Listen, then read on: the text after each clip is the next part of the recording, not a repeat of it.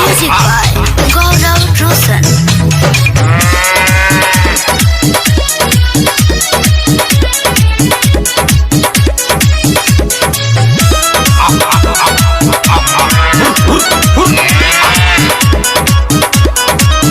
पहले रनी स्टार अब बेकार भईनी होता इनकम ना बेरोजगार भईनी। अरे चुप ना ते काय बोलता रे।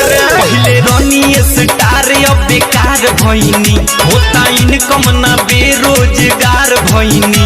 अब तो रोई रोई गा मछा भीगावतानी रे भीगावतानी रे। तोरा बहिनी के आई कमरा का भैंसिया रे देख लिया ये हमार भैंसिया इज्जत से बतियाव। हम टिकटॉक स्टार हई।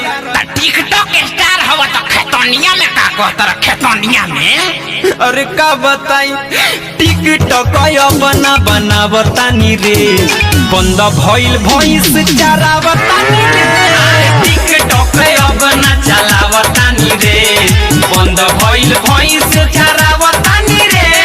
टिकटॉक बना चलावतानी रे बंद भइल भइस चरावतानी रे।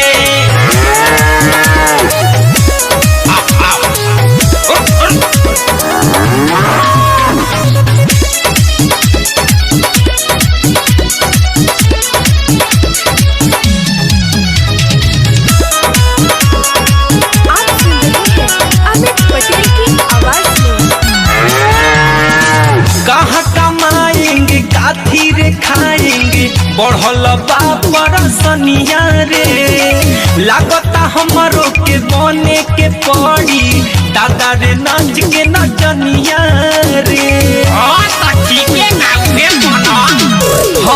कहाँ कमाएंगे काथी रे खाएंगे बढ़ल बापर सनिया रे।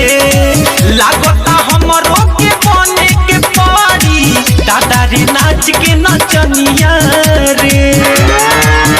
अब तो दिनों रात मुँह खाली बावतानी रे बावतानी रे। दादा हो 5 मिलियन फॉलोवर रलो सारा कोयल धोइल माटी में मिल गई।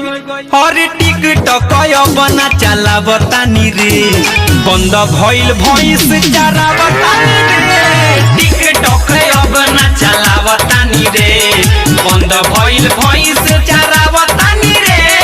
टिकटॉक बना चलावतानी रे बंद भइल भइस चरावतानी रे।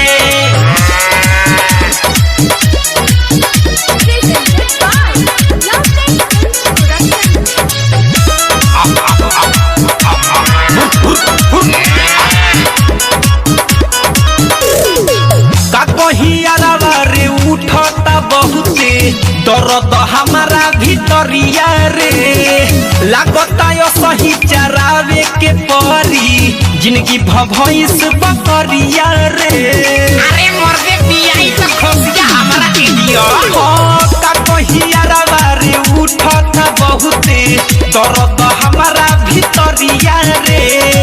लागता यो सही चरावे के परी जिंदगी भभइस बकरिया रे। तो दुख दिल के ही अपना बतावतानी रे बतावतानी रे।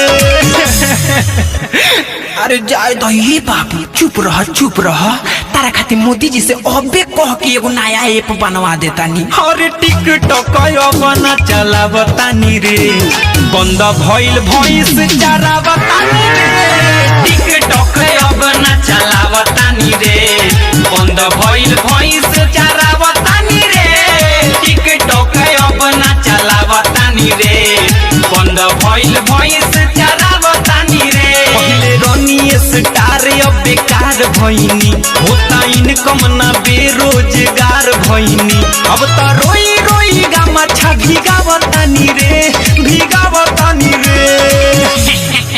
अरे अमित भाई अब जवान भाई तवन भाई का टेंशन ले थवा मर्दे। चला हमरा साथे दिल्ली ओही जे पंचर साटल जाई ना तो अंडा बेचल जाई। बाग तोरा बहनी के हर टिक टिकटॉक बना बना बतानी रे बंद भइल भइस चारा बतानी रे टिकटॉक बना चला बतानी रे बंद भइल भइस चारा बतानी रे टिकटॉक बना चला बतानी रे बंद भइल भइस